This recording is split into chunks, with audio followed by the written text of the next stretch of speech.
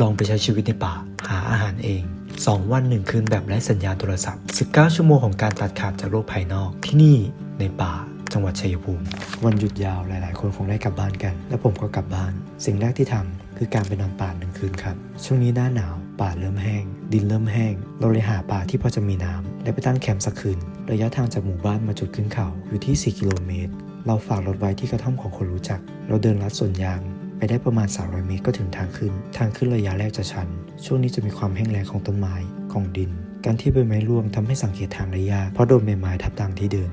มาประมาณ1 กิโลเมตรแล้วก็หยุดพักจุดแรกเรานั่งพักอยู่10 นาทีและเดินต่อวันนี้ต้องรีบเดินเพราะว่าเราเริ่มเดินก็เกือบบ่ายโมงตรงนี้จะเป็นพื้นที่ราบเป็นสันเขาหลังจากนี้เราจะเดินลงเดินอยู่เราเจอต้นมะกอกผลจะสุกและร่วงมาที่พื้นพวกเราหยิบมาชิมมันจะช่วยแก้กระหายน้ำและชุ่มคอผมเก็บไป 2-3 ลูกเพื่อเอาไปใช้ทางเดินหลังจากนี้จะเป็นการเดินลงตามร่องน้ำไปเรื่อยๆจุดนี้รู้สึกถึงความชื้นมากขึ้นและต้นไม้ใบไม้ก็เขียวกว่าช่วงแรกที่เดินก็หมายถึงว่าเราอยู่ใกล้ที่มีน้ำนั่นเองพวกเราเดินเข้ามาลึกโดยประมาณพี่ชายบอกว่าให้เราพูดออกเสียงแค่ 30% เพราะต้องคอยฟังเสียงอย่างอื่นต้องระวังอยู่ตลอดจากจุดเริ่มเดินมาถึงจุดนี้ระยะทางอยู่ที่2 กิโลเมตรเรามาถึงลำธารแรกพวกเราเลือกจุดพักกินข้าวตรงนี้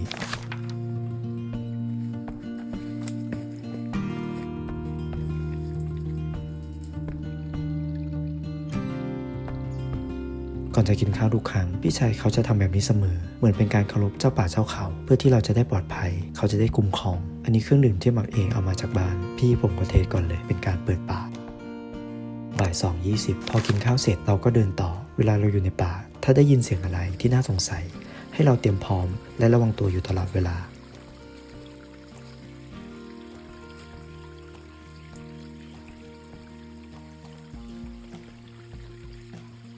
ปลายทางของเราคือการเดินไปตามลำธารเรื่อยๆเพื่อจะไปบรรจบกับลำธารใหญ่เราจะแคมป์ตรงนั้นและหาอาหารต้องรีบเดินก่อนจะมืดเดินมาสักพักเรามาถึงลำธารใหญ่เราเดินลัดเลาะขึ้นลงลำธารพี่ชายหยุดเหมือนจะเจออะไรบางอย่างมันคือรอยเท้ากระทิงที่ยังเป็นรอยใหม่ๆพอเราเจอรอยกระทิงเรายิ่งต้องเดินด้วยความเงียบคอยสังเกตรอบตัวอยู่ตลอดจนเราแน่ใจว่าแถวนี้ไม่มีกระทิง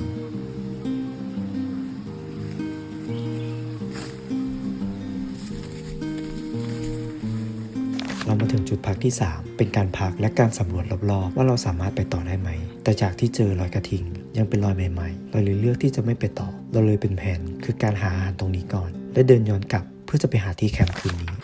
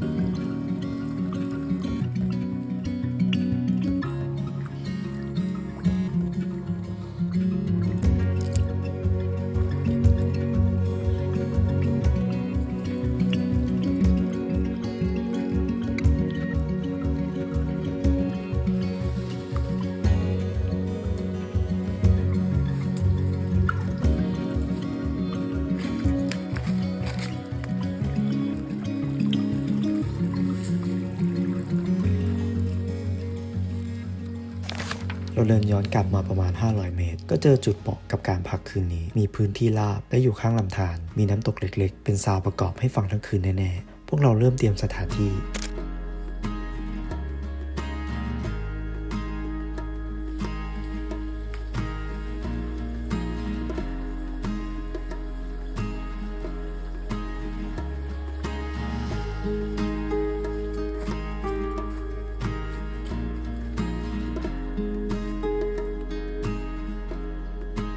พอ5 โมงเย็นอุณหภูมิก็เริ่มลดลงพี่ชายเตรียมฟืนเพื่อจะพอสำหรับคืนนี้ทั้งคืนเพราะต้องหนาวมากแน่ๆอันนี้พี่เขาทำแก้วไม้ไผ่ให้ครับวัสดุธรรมชาติ 100% จัดการปูและปลาที่ได้มาแค่โรยเกลือย่างก็อร่อยแล้วครับ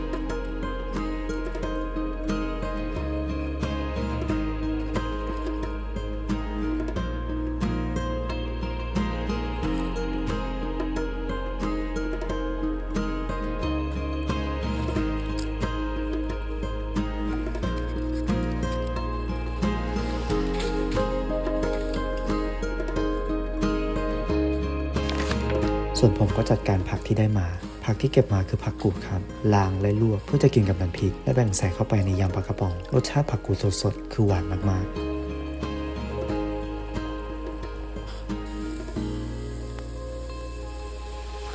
6 โมงครึ่งเรากินข้าวเย็นช่วงนี้พระอาทิตย์ตกก็เร็วอยู่ในป่าแทบจะมืดเร็วกว่าปกติเราต้องรีบทำอะไรให้เสร็จก่อนจะมืดสนิทและหนาวไปมากกว่านี้พอกินข้าวเสร็จก็เติมฟืนอยู่เรื่อยๆนอกจากให้ความอบอุ่นแล้วยังป้องกันสัตว์หรือคนที่จะเห็นเราจากระยะไกลๆพวกเราแยกย้ายกันไปนอนพักรอเวลาเข้านอนคลิปก่อนที่นอนป่าพี่ชายเคยบอกว่านอนในป่าห้ามรีบนอนเพราะมันจะทำให้เช้าช้าและจุดที่มาวันนี้ไม่มีสัญญาณโทรศัพท์เลยแทบจะไม่มีอะไรทำ4 ทุ่มผมรู้สึกหิวนิดๆพี่ชายบอกว่าเดี๋ยวพาออกไปหาอะไรกินคำว่าเดี๋ยวพาออกไปหาอะไรกินมันรู้สึกแตกต่างจากทุกครั้งที่ได้ยินเพราะตอนนี้เราอยู่ในป่าพวกเราเดินย้อนทั่วลำธารขึ้นไปเราอาจจะได้ปูและปลามาย่างแก้หนาวได้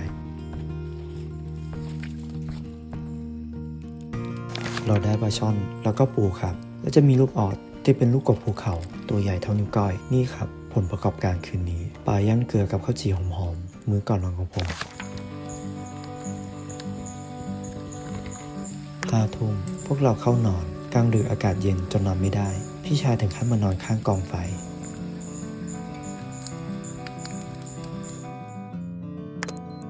เสียงพี่ชายปลุกพี่ชายบอกว่าเราต้องรีบทำอะไรให้เสร็จเพราะที่เราพักคือทางคนผ่านถ้าคนมาเจออาจมองเราเป็นอย่างอื่นอาจเกิดอันตรายได้เราตั้งกายกินกาแฟพร้อมผิงไฟเพิ่มความอบอุ่นให้ร่างกายก่อนไปล้างหน้าแปรงฟันเก็บของดับไฟเตรียมตัวกลับ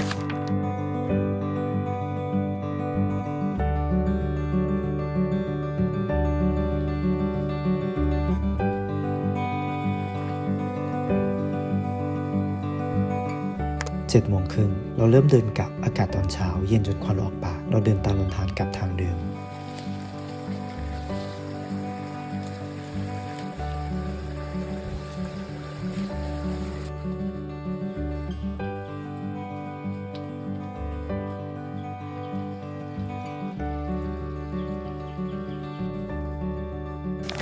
ยอดเขาแสงแดดส่องเข้ามาแล้วแต่จุดที่เดินยังมืดอยู่สำหรับทริปนี้เป็นประสบการณ์ดีๆที่อยากทำการนอนป่าหาอาหารเจอกันทริปหน้าครับ